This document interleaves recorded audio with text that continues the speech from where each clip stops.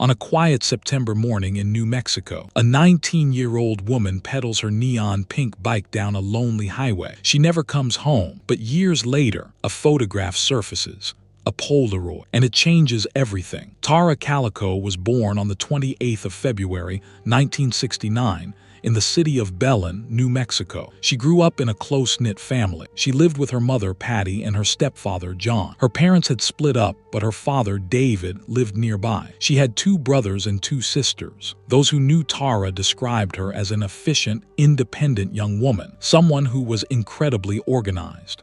She liked to make lists, to schedule out her days in detail. She would sit down the night before, or first thing in the morning, and write down everything that she needed to do the next day. This included her college classes at the University of New Mexico's Valencia campus, where she was a sophomore, her part-time shifts at the National Bank of Belen, the household chores she would do, and her weekend plans. She would even pencil in the time that she needed to leave for her daily bike ride. Tara was a very active young woman. The bike rides she scheduled in, no joke. She would cycle around 36 miles times a week, if the weather allowed for it. The route was south of Belen, on New Mexico State Road 47, through terrain described as high desert scrub and farmland. She would then reach a popular railroad crossing near Highway 60 and then ride back. Sometimes Tara would ride this route with her mother, Patty. But a few weeks before September of 1988, Patty recalled a motorist passing them a little too closely. It scared her greatly. The car slowed right down and even circled back. This encounter intimidated Patty. It made her skin crawl. After this, she stopped riding with Tara. She even asked Tara to stop riding that route too, because she didn't think it was safe anymore. She even told Tara to carry pepper spray if she ever went on that route again, but Tara just laughed it off. On the morning of Tuesday, the 20th of September, 1988, Tara was 19 years old. She was dressed for her bike ride. She had her work top on with First National Bank of Belen printed across the front. She also wore white shorts with green stripes down the side, white ankle socks, and her favorite white turquoise tennis shoes. And when she rode alone, she always took with her Sony Walkman. Before she set off, Tara spoke with her mother briefly, and she said something that would later replay in her mother's head, over and over again. She told her mother, "Come and get me if I'm not home by noon." Perhaps this was for practical reasons, in case something like a flat tire occurred. Tara did have a boyfriend and she had organized a tennis match with him, so maybe it was to make sure that she wasn't late for this. Anyway, following this conversation, Tara left the home and went on her bike ride. Several people saw her that morning. Neighbors in the area, truckers driving along the road, all recalled seeing Tara. After all, it was hard to miss her neon pink bike. Tara was last seen at approximately 11:45 a.m., roughly 2 miles south of her house, still heading south on Highway 47. Many people later reported seeing nothing untoward. However, one witness, Baron Freeman, described passing Tara. He said he felt something was wrong in his gut because a light-colored 1950s pickup truck with a white, homemade camper shell was driving right behind her, like only several feet away. This vehicle also appeared to have 2 men inside. He said the hair stood up on the back of his neck. It didn't look good, but he did nothing at the time, and he wasn't wrong. Somewhere along the next empty stretch of road, everything changed. Tara never returned home. It got to around 12:00 p.m., and she was nowhere to be seen. Patty, Tara's mother, became concerned, so she headed out to find Tara as Tara did ask. She drove the exact route, shouting Tara's name. She even slowed down to look over the shoulders of the road to see if she'd had an accident. By 2:00 p.m., her heart sank. Tara's mother had driven around a number of times, and still nothing. With no other option, Tara's mother went straight to the police. By the late afternoon, the sheriff's office sprang into action. Deputies, volunteer searchers, and a cadaver dog named Phoenix were deployed. But after a few hours, they found nothing. And now, it was getting dark. The next morning, Wednesday the 21st, the search teams went out again. And that's when they found something. As I mentioned earlier, when Tara went out alone, she always took her Sony Walkman. As the searchers looked for Tara, they found small fragments of her Sony Walkman scattered across the tarmac. And later that day, Patty personally found Tara's Boston cassette tape the one she listened to on her rides. The plastic shell had cracked open, and the tape was all loose. It was spread across the entire road. Straight after this, the search team spotted bicycle tire tracks that suddenly veered sharply off the paved road and into the soft dirt shoulder. Next to this, skid marks in the gravel and disturbed soil that appeared to be from a scuffle or a forced stop. With this information, investigators defined the case as an involuntary disappearance. There was now enough evidence to suggest that she did not run away on her own accord. In fact, Tara's mother, Patty, firmly believed that Tara deliberately ripped off her headphones and threw the Walkman and cassette down hard to leave a trail of debris. The next day, the search expanded. More volunteers came in. Additional K-9 teams came to help Phoenix. But despite their best efforts, Tara and her neon pink mountain bike were never located. The vehicle that was seen following Tara wasn't found either, and the drivers never came forward. On the 24th of September, additional pieces of Tara's yellow Sony Walkman were found, roughly 20 miles east of Highway 47, near the remote John F. Kennedy campground area. Investigators believed that Tara had thrown them down to leave a second trail marker. With this, there was some optimism, like they were homing in on Tara. But by the 27th of September, the large-scale organized search was officially scaled back. That said, during door-to-door questioning, the police identified 7 credible witnesses who had driven Highway 47 that morning, and they remembered seeing Tara on the pink bike. It also turned out that 5 of those 7 people also remembered the same suspicious vehicle, driving right behind her. One witness said the truck looked like it was deliberately escorting her. By September of 1988, investigators put together a composite sketch of the driver using the 5 witnesses. The drawing showed a white or light-skinned male in his late 30s to mid-40s with reddish or brown hair. It described the suspect as between 59 and 6 feet tall, weighing approximately 190 to 210 pounds. The Albuquerque Journal broke the story on the 30th of September with the sketch. It generated over 100 phone tips and led to 4 formal interviews with possible matches. But unfortunately, none of them panned out, and still the truck was never located, and the driver never came forward. The investigators continued to work the case,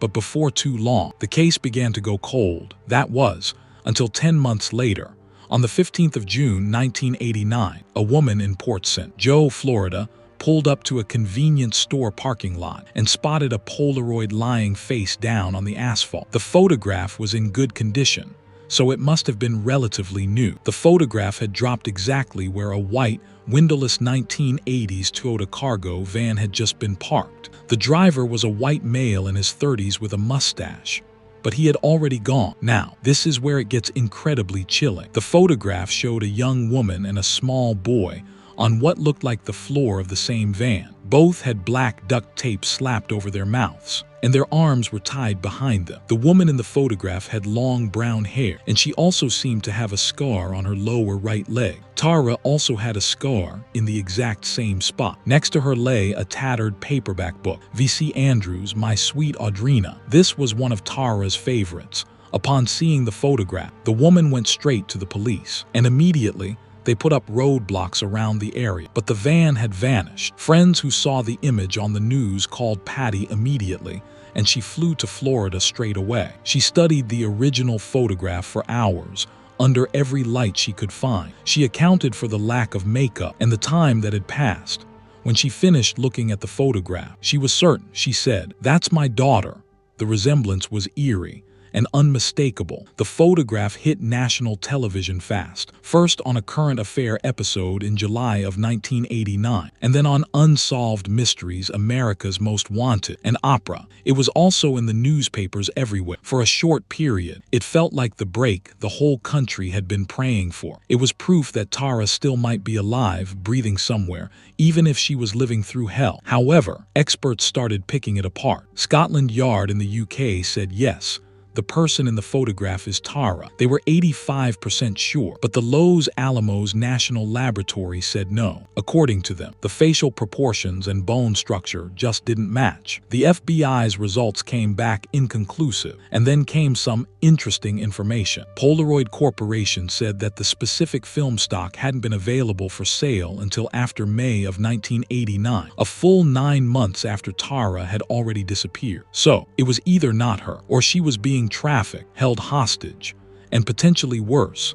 As for the boy in the picture, he was first identified by his own family as 9-year-old Michael Henley. Michael Henley was another missing kid from the same part of New Mexico. His mother was almost certain, but in June of 1990, Michael's remains were found in the Zuni Mountains. He had died of exposure after getting lost months before the Polaroid was ever taken. At one point, it was even thought to be Johnny Gosch, the paper boy who went missing on his route in 1982. But this was never proven. And then 2 more Polaroid photographs turned up in the following months. On the 19th of July, 1989, a blurry close-up of a girl's face with duct tape over the mouth was found near a construction site in California. Patty thought this might be Tara, too. Then, in early 1990, a third photograph surfaced. This time it showed a woman loosely bound in gauze, eyes covered, wearing big black-framed glasses, sitting next to a man on what looked like an Amtrak train seat. Patty began to think that this was all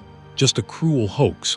Years later, the family started getting some anonymous letters. They contained altered copies of the original Polaroid, the boy with black marker drawn over his mouth to look like tape. There was no return address and no explanation. The Polaroid gave the case its single most haunting image. It still circulates online over 37 years later, but the investigators who have worked on this case for the longest time say that this whole saga massively impacted the search. It is unlikely to be Tara, and investigators say that it soaked up national attention and resources. That should have stayed on the shoulders of Highway 47, where they believe Tara never left the area. The photograph probably belongs to some other horror story of kidnapping and trafficking that we may never fully know the story behind, including the names of the woman and the boy. 10 years after the disappearance of Tara, a judge officially declared Tara legally dead, and the cause of death was ruled as a homicide, but no further evidence or a body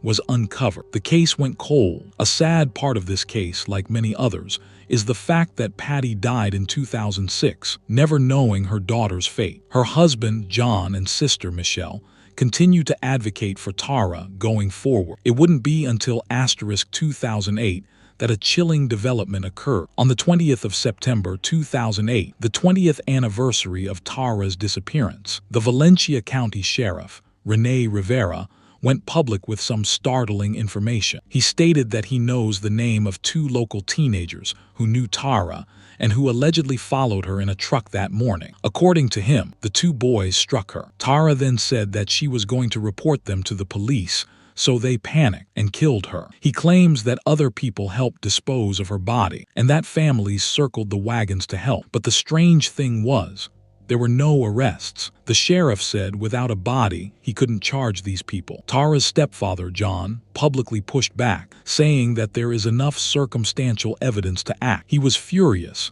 and he wanted to know their names. This bombshell, especially on the anniversary of the disappearance, was beyond bizarre. 2 people, now in their 50s, allegedly killed Tara, and the sheriff refused to make their names public and didn't press charges. The FBI announced a $20,000 reward for information leading to Tara's location, or the arrest and conviction of those responsible. And in September of 2021, investigators made a discovery. They had honed in on one suspect. A search warrant was given and the house was searched.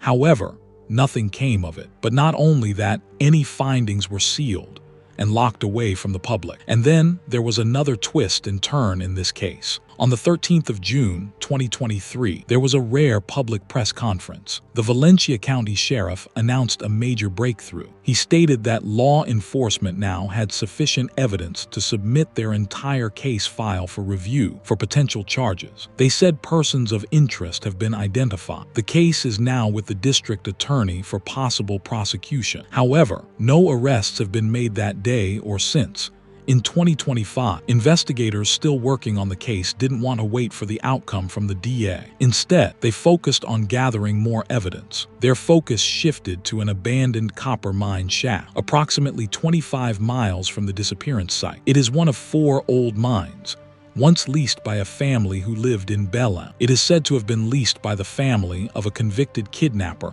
named David Parker Ray, but this has not been formally confirmed. Investigators set multiple fly traps inside the shaft to attract insects that feed on human remains at different stages of decomposition. If these fly traps contain these specific insects, it would be a sign that someone is down there. On the 21st of September, 2025, investigators retrieved the fly traps. The results have not yet been made public. There have been some theories to come from the claims that the sheriff made about the 2 boys that killed Tara. Some claimed that one of the 2 boys was the son of the original 1988 sheriff, Lawrence Romero, and that the entire department had protected the families from the very beginning. They claimed that they stalled in addressing tips, refused to hunt for the suspected truck, and ultimately, they let the case run cold for fear of scandal and a tarnish on the reputation of the city. This theory gained even more traction around 2013. It said if you go to this place and ask the residents, they will tell you they all know who did it. In fact, a Bethlehem man named Henry Brown, suffering from terminal illness on his deathbed, before he passed away, he had something to say. Henry Brown gave a detailed statement claiming that shortly after Tara disappeared, he had been told by his neighbor, Lawrence Romero Jr., and several friends that they had hit Tara with their truck. He said they then took her, forced themselves upon her, murdered her, and buried the body. It's speculated that Tara is buried in the abandoned mine shaft.